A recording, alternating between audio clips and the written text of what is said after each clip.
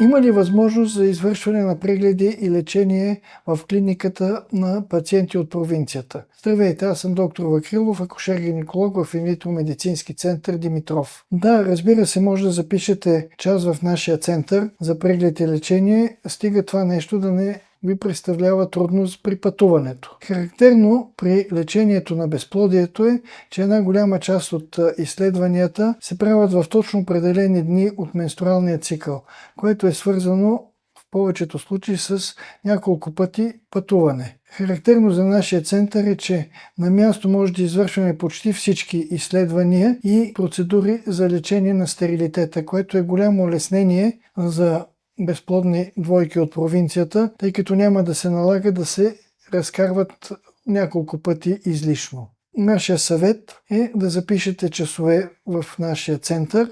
Не забравяйте, че всяка последна неделя от месеца извършваме безплатни прегледи и консултация в нашия център.